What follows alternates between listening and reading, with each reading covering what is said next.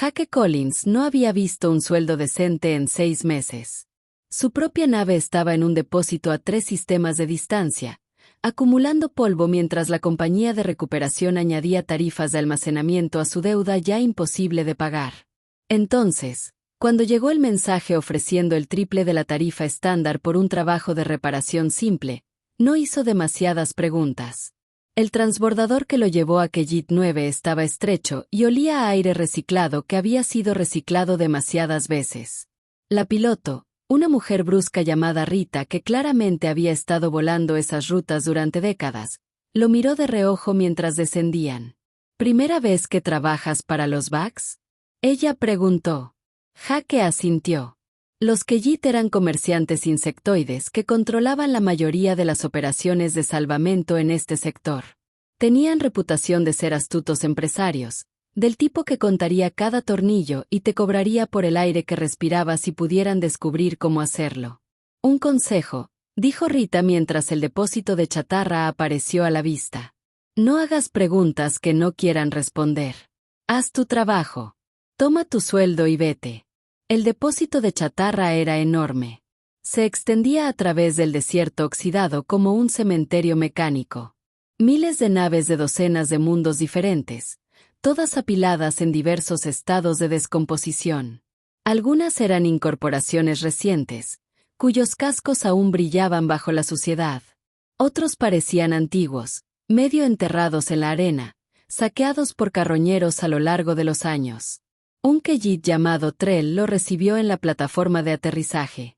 El extraterrestre medía aproximadamente 5 toneladas de alto y tenía una carapaza oscura que brillaba bajo la luz naranja del sol. Sus ojos compuestos reflejaban la imagen de Jake 100 veces y sus mandíbulas chocaban cuando hablaba. Tú eres el mecánico, dijo Collins, en lugar de preguntarle a Trell.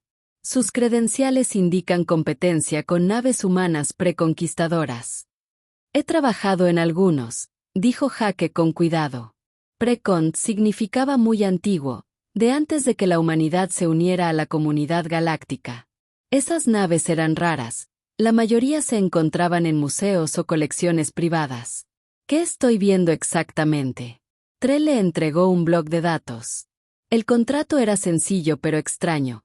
Evaluar la integridad estructural, reparar los sistemas primarios y poner la nave en condiciones de volar en 3 días. El salario figuraba al final, y Jake tuvo que leerlo 2 veces para asegurarse de no estar viendo cosas. Es mucho dinero para un trabajo de 3 días, dijo lentamente. El compacto valora la eficiencia. Bien, es muy recomendado. 3 días. Las mandíbulas de Trell volvieron a chasquear, un sonido que Jake empezaba a reconocer como impaciencia. ¿Puedo al menos ver la nave primero? Trell lo guió por el desguace en un pequeño carro eléctrico. Pasaron junto a transportadores Kellit, extrañas naves alienígenas que Jake no reconoció, e incluso algunos cargueros humanos de las últimas décadas. Cuanto más se adentraban, más antiguo parecía todo. Finalmente, se detuvieron en la sección 7, cerca de la parte trasera, donde el desierto había empezado a reclamar la tierra. Una figura enorme se alzaba. Más adelante, medio enterrado bajo la arena y cubierto de lo que parecían décadas de chatarra y óxido acumulados. Allí, Trell dijo, hazlo funcional. Tienes acceso total a las piezas de las naves circundantes.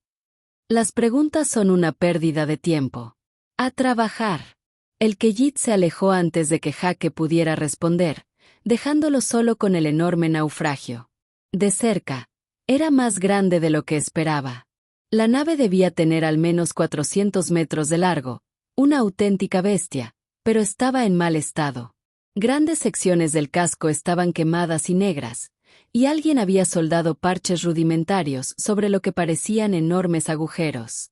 El metal estaba picado y corroído, y extrañas modificaciones alienígenas se habían atornillado al armazón original como tumores mecánicos. Pero debajo de todo ese daño y aparejos improvisados, Jake podía ver la estructura del diseño original. Era humano, sin duda. El estilo arquitectónico, la forma en que se superponían las placas del casco, incluso la ubicación del motor, las celdas, pero era antiguo, muy antiguo. El lenguaje de diseño era de mucho antes de la estandarización moderna de los componentes de las naves. Jake caminó hacia babor buscando una escotilla de acceso. Fue entonces cuando decidió limpiar un poco de suciedad del casco. Quizás podría encontrar un número de serie o la marca del fabricante, algo que le indicara con qué estaba trabajando. Tomó un raspador de su caja de herramientas y comenzó a trabajar en una sección relativamente limpia. La primera capa se desprendió fácilmente, solo polvo y óxido suelto. Pero debajo había más oxidación, gruesa y persistente. Siguió raspando, trabajando metódicamente.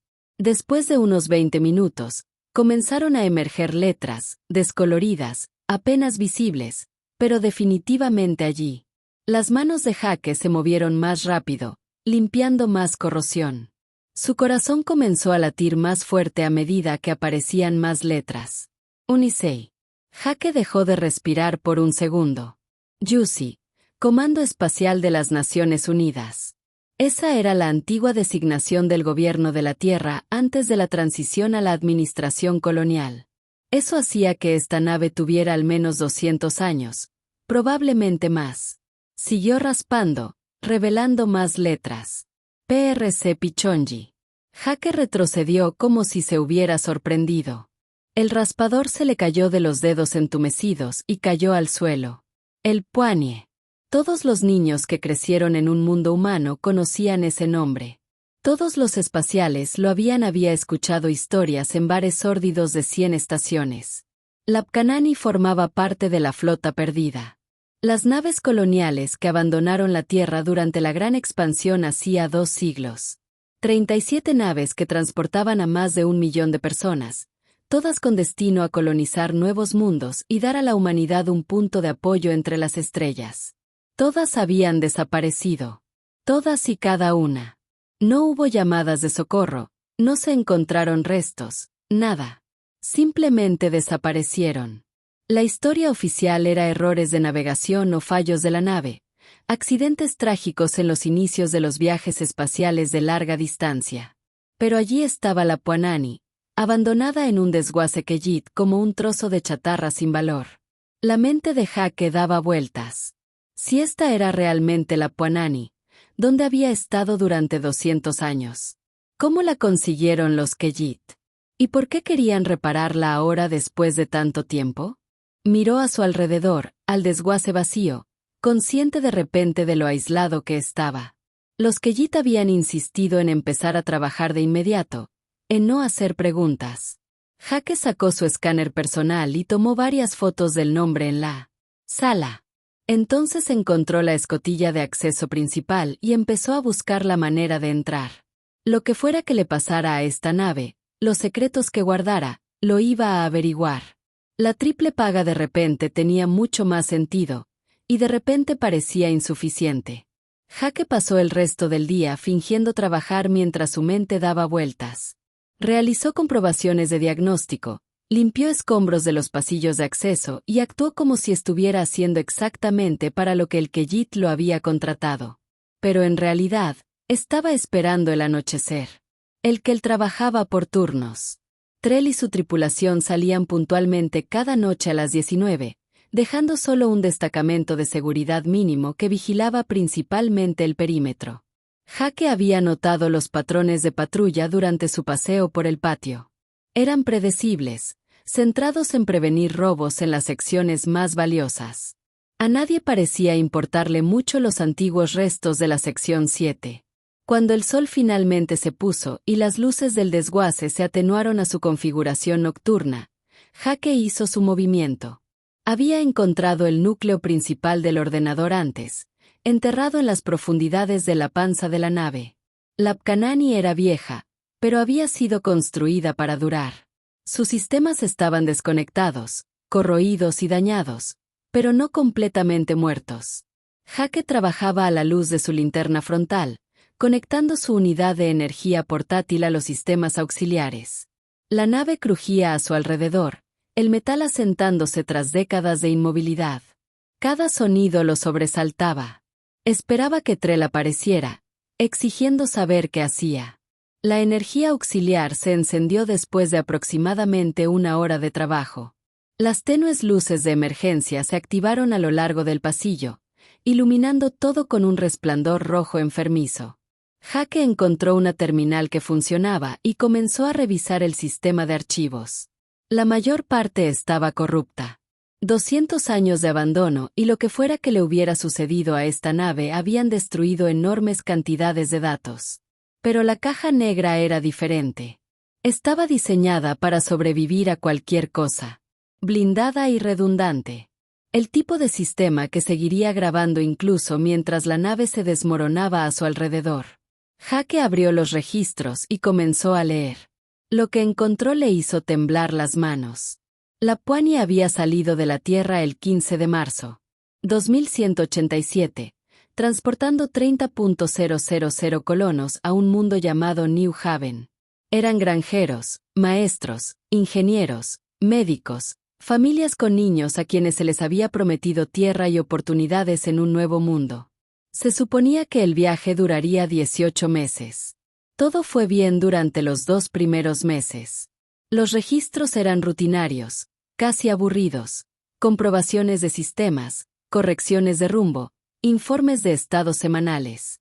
El capitán William Reed notó que la moral estaba alta, que la gente ya estaba planeando sus nuevas comunidades, discutiendo animadamente sobre el nombre del primer pueblo. Entonces, en el día 63, todo cambió. La primera entrada que llamó la atención de Jake estaba marcada como urgente. La voz del capitán Reed, preservada durante 2 siglos, crepitó en el auricular de Jake. Hemos detectado múltiples naves en rumbo de intercepción. Configuración desconocida. No respondemos a las señales estándar. Estamos transmitiendo intenciones pacíficas en todas las frecuencias. Sin respuesta. Se acercan rápidamente. La siguiente entrada fue 3 horas después. La voz de Reed había cambiado. Era tensa, controlada, la voz de alguien que intentaba no entrar en pánico. Estamos bajo ataque. Repito, estamos bajo ataque. Enemigos desconocidos usando armas de energía. Hemos recibido impactos en las cubiertas 4 y 9. Las brechas del casco están contenidas, pero tenemos bajas. Bajas civiles. Pedimos ayuda por todos los canales de emergencia. Si alguien puede oír esto, necesitamos asistencia inmediata. Jake revisó los registros más rápido. Día 65. Día 70. Día 78. Los ataques seguían llegando. Sistemáticos y brutales. Los enemigos desconocidos identificados en registros posteriores como algo llamado Brain, cazaban las naves coloniales como depredadores. Atacaban, dañaban las naves, luego se retiraban y observaban cómo los humanos luchaban por repararlas y continuar.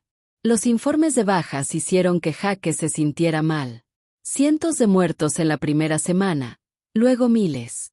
Las naves hermanas Prapani estaban siendo eliminadas una a una, sus transmisiones finales capturadas en los registros.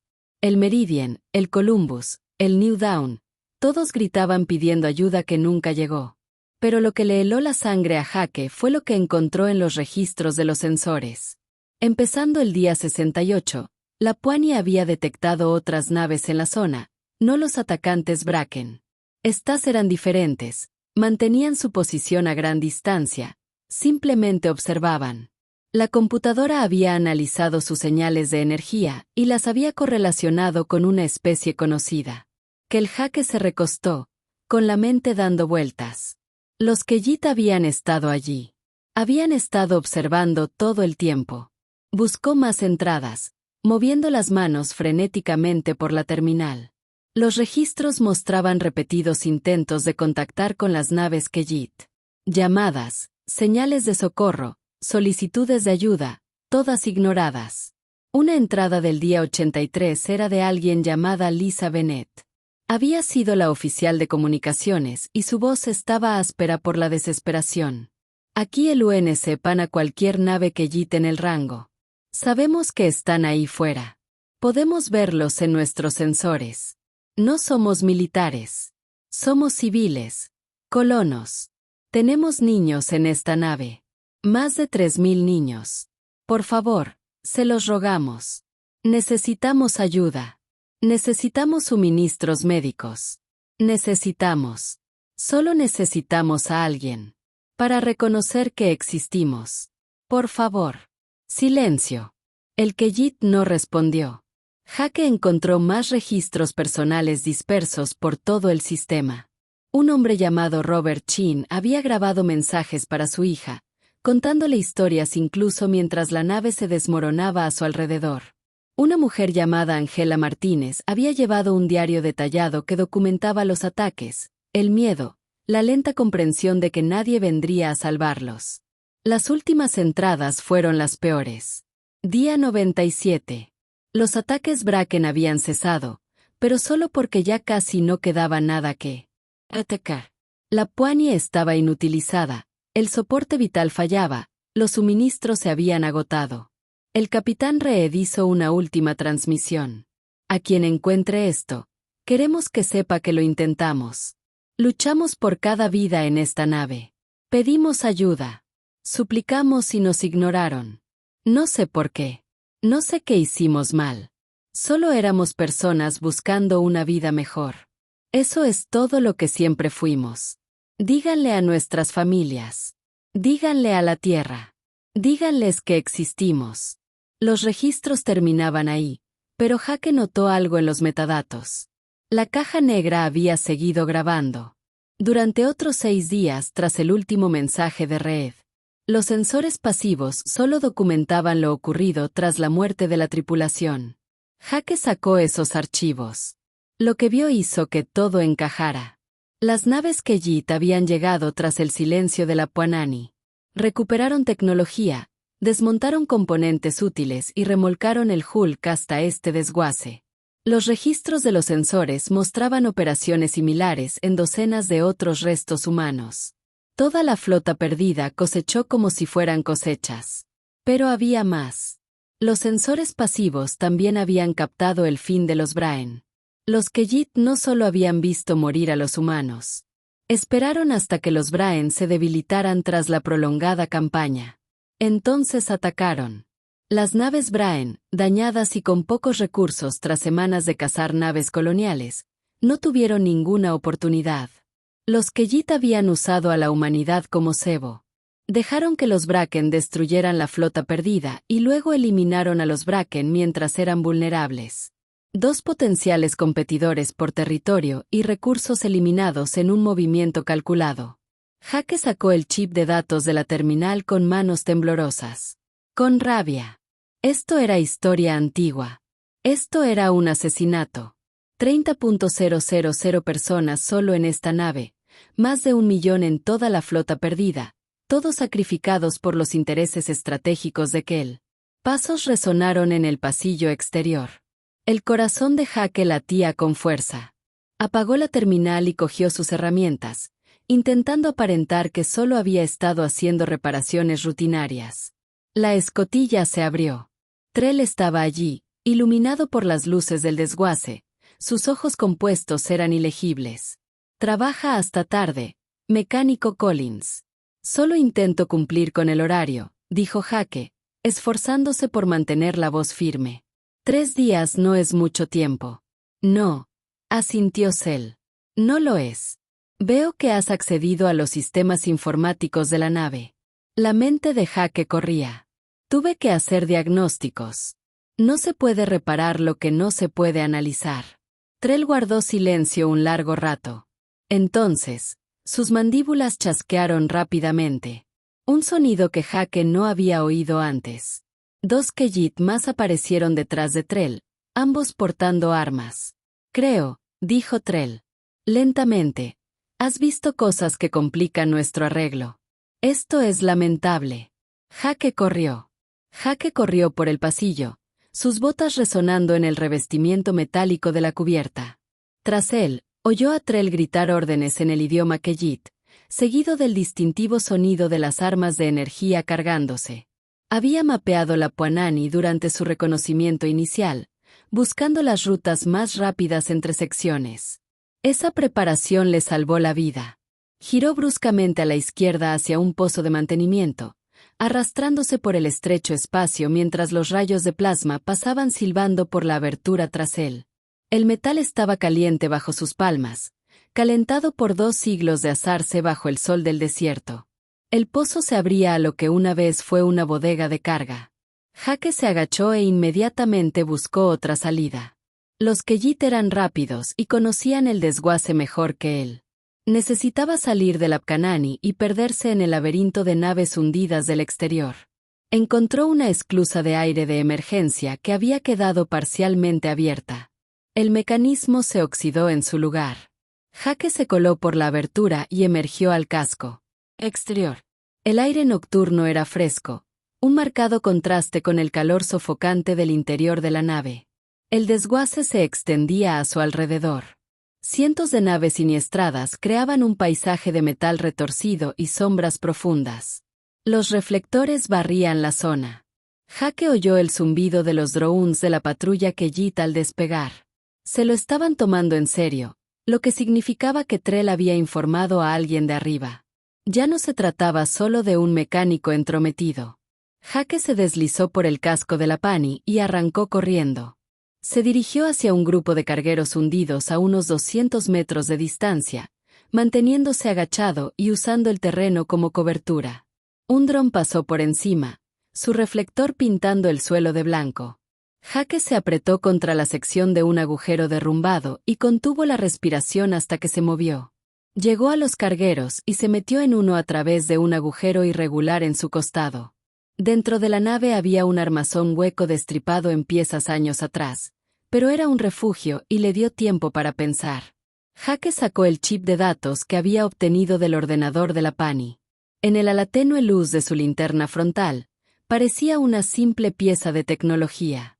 Nada especial. Pero la información que contenía podría cambiarlo todo entre los humanos y los Khajiit. Incluso podría matarlo. Necesitaba revisar lo que había encontrado, asegurarse de comprender el panorama completo antes de decidir qué hacer a continuación. Jake sacó su terminal portátil y cargó el chip de datos. Tomó más que solo los registros de la caja negra. Había obtenido registros históricos, datos de sensores, intercepciones de comunicación, todo lo que la computadora de la Pani había registrado durante esos últimos meses. El panorama completo era peor de lo que había imaginado. Los Braen habían sido una especie obsesionada con el control territorial. Cuando la flota perdida entró en lo que consideraban su espacio, los Braken lo interpretaron como una invasión. Atacaron metódicamente, sin intentar destruir las naves coloniales directamente, sino inutilizarlas lentamente. Era una guerra psicológica tanto como un combate físico. Querían que los humanos sufrieran para comprender el costo de la intrusión, pero los Khajiit habían estado monitoreando la situación desde el principio. Jake encontró intercepciones de comunicación entre las naves Khajiit, discutiendo. Naves coloniales humanas. Las traducciones eran toscas, filtradas a través de 200 años de deriva lingüística, pero el significado era bastante claro. Un comandante Khajiit había enviado un mensaje a sus superiores recomendando que ayudaran a los humanos. La respuesta había sido fríamente calculadora. Ayudar a los humanos revelaría la presencia Khajiit en el sector, lo que podría llevar a ambas especies a un conflicto con los Khajiit, pero permitir que los Braken eliminaran las naves humanas los debilitaría significativamente, haciéndolos vulnerables a la expansión Khajiit. La decisión se había tomado en los niveles más altos del gobierno Khajiit. Dejar morir a los humanos, usarlos como cebo y luego reclamar el territorio una vez que ambas especies se hubieran desangrado mutuamente. Había funcionado a la perfección. La flota perdida fue destruida. Los Braken fueron eliminados en la limpieza, y los Khajiit habían rescatado tecnología humana de los Rex, aplicando ingeniería inversa a diseños que les dieron ventajas en la construcción de naves y sistemas de armas durante los siguientes 2 siglos. Jake encontró manifiestos que mostraban cómo se habían distribuido componentes de naves humanas por todo el espacio Khajiit. El sistema de propulsión más rápido que la luz que los Khajiit usaban en sus naves modernas se basaba en diseños coloniales humanos. Todo su blindaje. Una aleación desarrollada a partir del análisis de la armadura de Poigne. Incluso parte de su tecnología médica provenía de saqueos a los hospitales de la nave colonial. Los Keyit habían construido su prosperidad actual en parte gracias a los cadáveres de 1 millón de humanos. Las manos de Jake se apretaron alrededor de la terminal. Pensó en los registros personales que había encontrado. Había uno de una maestra llamada Patricia Walls. Había grabado lecciones para los niños de la nave, intentando mantenerlos educados y esperanzados, incluso cuando todo se desmoronaba. Su última entrada había sido una historia sobre un pájaro que voló a través del océano para encontrar un nuevo hogar. Les dijo a los niños que eran como ese pájaro, valientes y fuertes. La grabación terminó con el sonido de las alarmas y la voz de Patricia diciendo suavemente: «Espero que alguien recuerde que estuvimos aquí. Espero que alguien sepa que lo intentamos». Otro registro provenía de un hombre llamado Greg Foster. Era un agricultor de Ohio que traía semillas y maquinaria agrícola para empezar de cero en New Haven.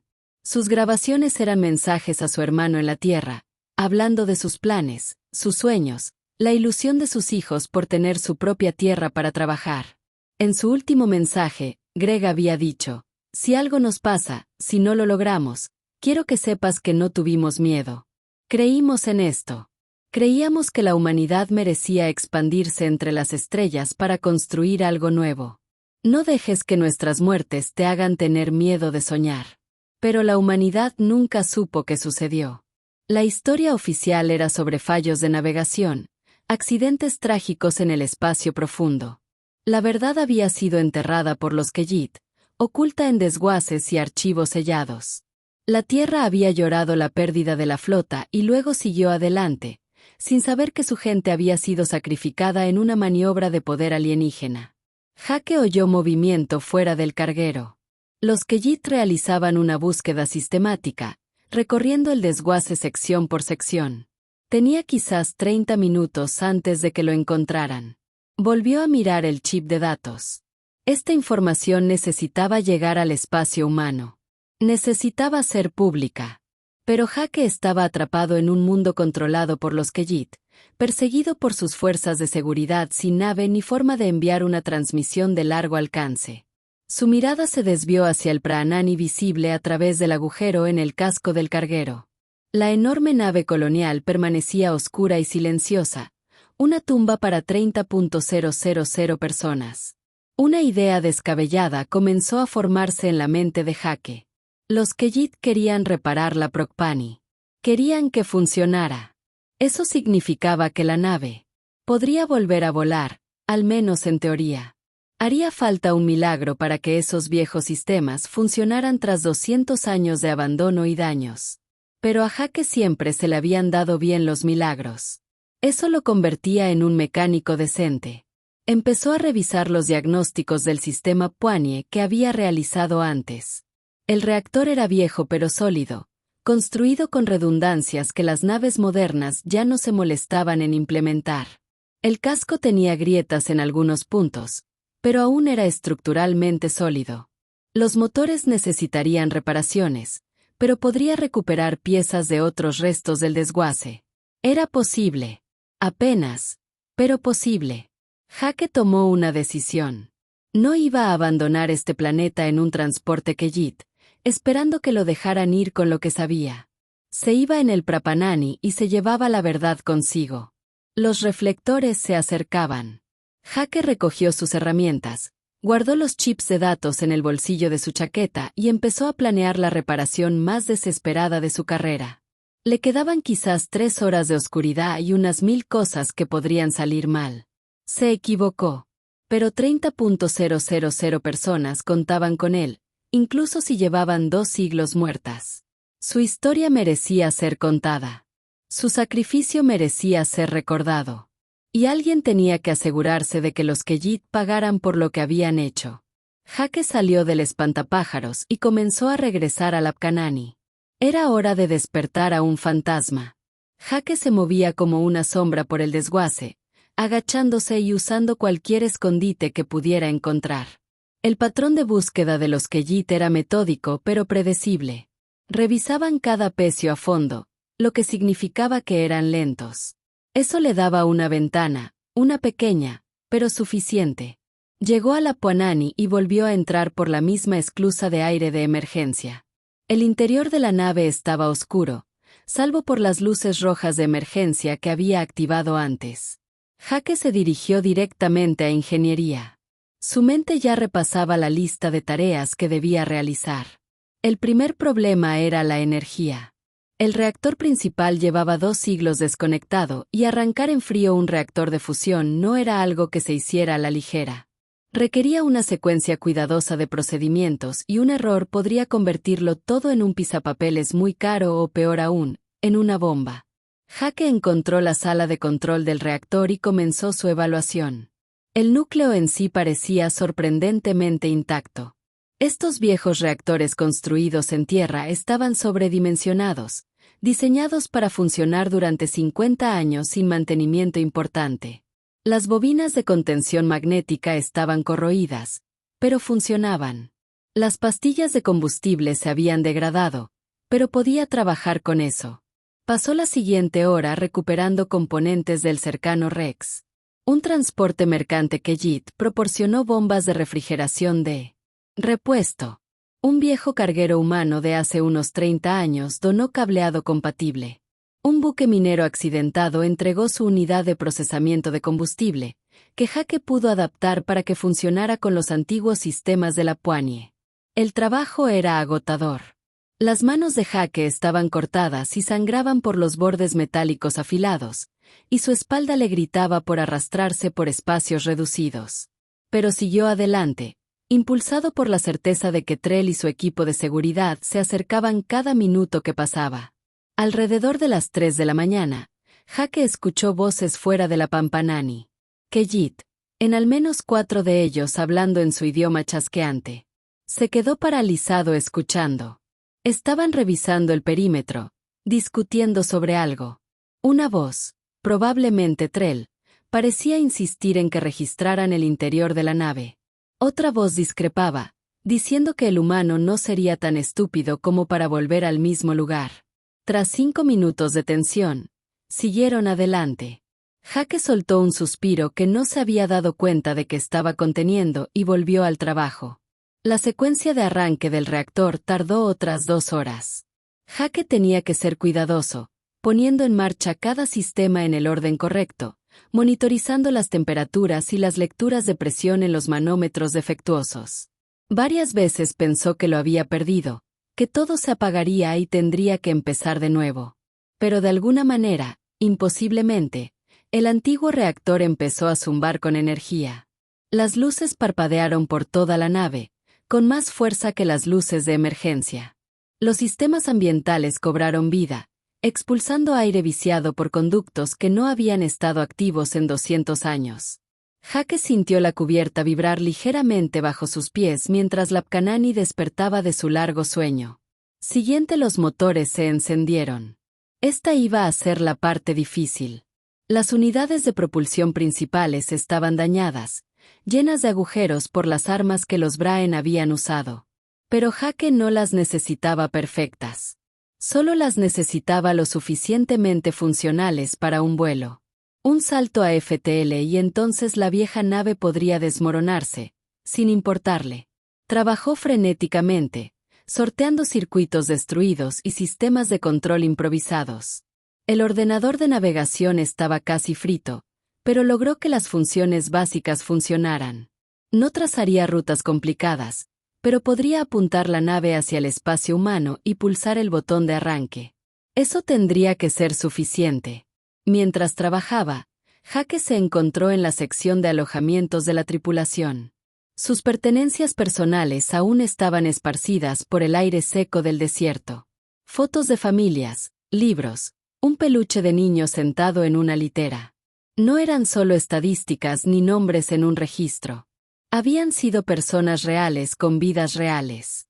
Encontró un compartimento de almacenamiento que contenía tabletas personales, docenas de ellas. Jake cogió una al azar y la encendió con su batería portátil. Pertenecía a alguien llamado Kelly Rhodes. Tenía 17 años, según sus anotaciones en el diario. Había escrito sobre su emoción por New Haven, sobre finalmente tener su propia habitación en la colonia en lugar de compartirla con 2 hermanos menores. Había escrito sobre un chico que le gustaba, sobre extrañar a sus amigos en la tierra, sobre sus sueños de ser botonera. Su última anotación estaba fechada el mismo día que el último registro del capitán Reed. Tengo miedo, pero mamá dice que tenemos que ser valientes. Dice, llega ayuda. Espero que tenga razón. Jake guardó con cuidado la tableta en el compartimento. Le temblaban las manos, pero ya no de agotamiento. Era rabia, frío y concentración. El que Jit había dejado morir a esta gente. No solo los había dejado morir, sino que se había beneficiado de sus muertes durante 2 siglos. Jake terminó las reparaciones del motor cuando los primeros indicios del amanecer aparecieron en el horizonte. Había hecho todo lo posible. La Puanie volaría o no. De cualquier manera, se le acababa el tiempo. Se dirigió al puente. El centro de mando estaba en mejor estado que el resto de la nave. La silla del capitán seguía atornillada a la cubierta. Jake no se sentó. Eso le pareció incorrecto, irrespetuoso. En cambio, activó el panel de control principal desde la estación de ingeniería. Afuera, oyó gritos. El que Jit había detectado las luces y las señales de energía. Sabían que alguien había vuelto a conectar la Pcani. Vehículos de seguridad se dirigían a toda velocidad hacia la nave desde múltiples direcciones. Jake se abrochó el cinturón de seguridad en el asiento de la estación de ingeniería y activó los controles del motor. Los indicadores de empuje parpadearon, mostrando rojo en todo el tablero. Mal, pero tampoco completamente muerto. Desvió más energía del soporte vital de todos los sistemas no esenciales que pudo encontrar. Los indicadores cambiaron a amarillo. Casi. Oyó golpes en el pasillo. Los que Jit intentaban forzar la entrada a través de las esclusas principales. Jake selló todas las escotillas y desactivó los controles externos. Tendrían que abrirse paso, y eso llevaría tiempo. Los dedos de Jake se movieron por los controles, guiados por la memoria muscular de 20 años como mecánico. Encendió los propulsores de maniobra. La Puanie crujió, el metal chirriando en protesta. Por un horrible instante, no ocurrió nada. Entonces la nave se movió, al principio solo unos metros, elevándose lentamente del suelo donde había permanecido durante 200 años. Óxido y escombros llovieron. El casco chirrió por la tensión del movimiento. Las naves interceptoras que Jit estaban despegando del hangar de seguridad del desguace. Jake podía verlas en la pantalla del sensor. 6 pequeñas naves de ataque rápido moviéndose para rodearlo. Pisó el acelerador. Adelante. Los motores principales se encendieron con un rugido que sacudió toda la estructura. La Campanani se tambaleó hacia arriba, ganando velocidad. Algo explotó en la sección de popa. Probablemente una línea de refrigerante que había pasado por alto. Las alarmas de advertencia sonaron desde una docena de sistemas. A Jake no le importó. Apuntó el morro hacia el cielo y puso todos los motores al máximo. Las naves que Jit abrieron fuego. Los rayos de energía pasaron como un rayo por la pantalla. Varios impactaron, abrazando el casco, pero el blindaje de la vieja nave colonial resistió. Había sido construida para sobrevivir a impactos de micromedorita a alta velocidad. Estas armas apenas la arañaron. La atmósfera fuera de la pantalla cambió de naranja a azul oscuro y luego a negro. La Puanie estaba abandonando la órbita, su motor rugía, su casco se desprendía de pedazos como un dragón que pierde escamas. Jake abrió el ordenador de navegación e introdujo las coordenadas de la estación naval humana más cercana. Le quedaba la potencia del reactor justa para un salto FTL. Después de eso, la Pcanani estaría muerta en el espacio, pero sería suficiente. Tenía que serlo. La Kellit los interceptores se alejaron mientras la Puanie alcanzaba la velocidad de escape. Jake miró la pantalla una última vez, viendo a Kellit 9 encogiéndose bajo él. Activó el motor FTL. Las estrellas se extendieron en líneas de luz, y la Puanie dio su salto final, llevando por fin la verdad a casa. La Prapanani abandonó el espacio FTL cerca de la estación próxima con la gracia de un ladrillo lanzado a través de una ventana. Las alarmas sonaban en todos los sistemas. El casco estaba ventilando atmósfera por una docena de brechas, y el reactor se dirigía hacia una falla crítica. Jake tenía quizás 10 minutos antes de que toda la nave se desmoronara. Sus dedos revoloteaban sobre el panel de control, apagando sistemas no esenciales, tratando de ganar un poco más de tiempo. El panel de comunicaciones apenas funcionaba. Eso era todo lo que necesitaba. Jake abrió todos los canales de transmisión a los que pudo acceder. Frecuencias militares, redes civiles, bandas de emergencia, incluso los viejos canales de socorro de la Tierra que ya nadie usaba. Subió todo desde el chip de datos, los registros de la caja negra, los registros de los sensores, los diarios personales, todo transmitido en repetición. Luego él grabó su propio mensaje, con voz firme a pesar del caos que lo rodeaba. Soy Jake Collins a bordo del UNC Pan. Si recibes esto, necesitas saber la verdad sobre la flota perdida. No se perdieron. Fueron asesinados. Y los Khajiit lo presenciaron. Explicó todo lo que había encontrado, de forma simple y directa. Los ataques Bracken, la observación de los Khajiit, la decisión calculada de dejar morir a 1 millón de humanos para obtener una ventaja estratégica, el rescate de la tecnología humana y el encubrimiento que duró 2 siglos. Transmito todas las pruebas, continuó Jake. Grabaciones de caja negra, registros de sensores, relatos personales. Todo está aquí. La gente de esta nave merecía algo mejor. Merecen ser recordados. No dejes que vuelvan a ser olvidados. Envió el mensaje y se recostó exhausto.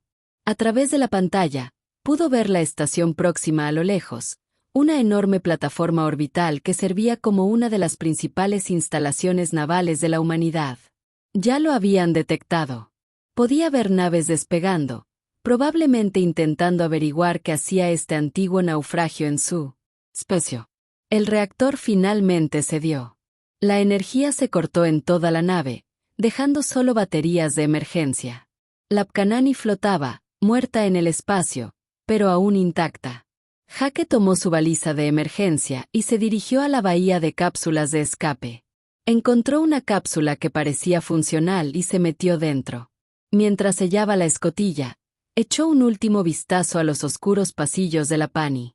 30.000 personas habían muerto aquí, aterrorizadas y solas, creyendo que todos las habían abandonado. Llegaste a casa, dijo Jake en voz baja hacia la nave vacía. Por fin llegué a casa. Lanzó la cápsula y vio cómo la criatura se hacía más pequeña detrás de él. Un barco de rescate humano lo recogió 20 minutos después. La tripulación estaba llena de preguntas que él estaba demasiado cansado para responder adecuadamente. Cuando Jake llegó a la estación próxima, los datos que transmitió ya se habían extendido por el espacio humano como un reguero de pólvora. Las cadenas de noticias lo estaban transmitiendo. Los historiadores lo estaban analizando. Todos los grandes mundos humanos hablaban de ello. El gobierno de Khajiit intentó negarlo todo al principio. Su embajador ante el Consejo Colonial lo calificó de propaganda inventada y afirmó que los datos habían sido manipulados, pero en cuestión de horas, expertos independientes verificaron la autenticidad de las grabaciones de la caja negra. El cifrado coincidía con los estándares UNC de hace 200 años. Los datos del sensor se correlacionaron con registros astronómicos de ese periodo de tiempo. Comenzaron a aparecer naves humanas en el espacio Kell, exigiendo acceso a sus archivos. Los periodistas comenzaron a investigar los viejos registros de Khajiit y encontraron inconsistencias en sus historias oficiales. Algunos historiadores de Khajiit, aquellos que valoraban la verdad por encima de la política, presentaron información que habían mantenido oculta durante décadas. La evidencia fue abrumadora. El pacto Khajiit sabía de la flota perdida. Habían presenciado la masacre. Se habían beneficiado de ello durante 2 siglos. Jake pasó 3 días dando testimonio a la inteligencia colonial, a los investigadores navales y a cualquiera que quisiera escuchar la historia completa. Estaba exhausto, a base de café y terquedad, pero siguió adelante. La gente de Puanani había esperado 200 años para que se contara su historia. Podría soportar algunas noches sin dormir. Las consecuencias políticas fueron inmediatas y graves. Las colonias humanas comenzaron a expulsar a las misiones comerciales de Keyit. Se cancelaron contratos comerciales. La alianza cuidadosamente mantenida entre la humanidad y el pacto Keyit comenzó a desmoronarse. Algunos llamaron a la guerra. Otros exigieron reparaciones. Todo el mundo quería respuestas. El Consejo Galáctico convocó una sesión de emergencia. Jake fue llamado a testificar ante representantes de decenas de especies. Se quedó en esa enorme cámara sintiéndose muy pequeño y muy humano y les contó todo. Cuando reprodujo la grabación de Patricia Walsh enseñando a los niños mientras el barco moría a su alrededor, la cámara quedó en completo silencio. Cuando Greg Foster compartió el mensaje final a su hermano, varios de los representantes extraterrestres miraron hacia otro lado. Cuando leyó la última entrada del diario de Kelly Rhodes, esperaba que alguien fuera lo suficientemente valiente para ayudarlo. Incluso la delegación de Keyit parecía incómoda. El consejo inició una investigación formal. Pasaron 6 meses, pero la conclusión fue innegable. El gobierno de Keyit había cometido lo que equivalía a un genocidio por inacción, luego lo encubrió y se benefició de las víctimas. El compacto de Keyit se fracturó bajo la presión. Algunos mundos se separaron por completo, avergonzados de lo que había hecho su gobierno. Otros redoblaron sus esfuerzos y defendieron la decisión como necesaria para la supervivencia. La entidad política que había dominado el sector del espacio durante 2 siglos comenzó a colapsar. Pero a Jake no le interesaba la política ni la venganza. Él testificó cuando se le pidió, dio entrevistas cuando se le presionó, pero sobre todo quería que lo dejaran en paz. Lo único en lo que insistió fue en la propia Puanie. El barco estaba demasiado dañado para ser reparado, pero Jake luchó para preservarlo. Fueron necesarios meses de disputas burocráticas, pero finalmente el Consejo Colonial accedió. El Prapanani fue remolcado a una órbita estable y convertido en un monumento. Los ingenieros estabilizaron su estructura, sellaron todas las brechas y restablecieron la energía a las secciones clave. Pero la dejaron prácticamente como estaba, como testimonio de lo que había sucedido. Los nombres de las 30.000 personas que murieron a bordo fueron inscritos en muros conmemorativos repartidos por todo el barco. Sus pertenencias personales fueron conservadas y catalogadas. Sus historias fueron grabadas y puestas a disposición de cualquiera que quisiera aprender. Jake asistió a la ceremonia de dedicación 1 año después de haber encontrado el barco. Vinieron miles de personas, muchas de ellas descendientes de familias que habían perdido parientes en la flota perdida. Caminaron por los pasillos, leyendo los nombres, tocando las paredes, llorando por personas que nunca habían conocido, pero que compartían su sangre. Una mujer llamada Rachel Kim se acercó a Jake durante la ceremonia. Probablemente tendría unos 70 años. Su rostro estaba marcado por la edad, pero sus ojos eran agudos. La hermana de mi abuela estaba en este barco, dijo en voz baja. Se llamaba Michelle Kim. Era enfermera. Tenía 23 años. Mi abuela me pregunté toda la vida que le había pasado. Murió hace 5 años, sin saberlo aún. La mano de Rachel temblaba al tocar la pared donde estaba grabado el nombre de su gran tía. Gracias, susurró. Gracias por traerla a casa. Jake se quedó sin palabras. Solo asintió. Después de la ceremonia, Jake volvió a su trabajo como mecánico. Rechazó ofertas para escribir libros, asesorar documentales y convertirse en una especie de portavoz. Solo quería arreglar naves y que lo dejaran en paz. Pero le ocultó algo a la profanación, una pequeña sección de chapa perforada, la pieza con el nombre de la nave aún visible bajo la corrosión.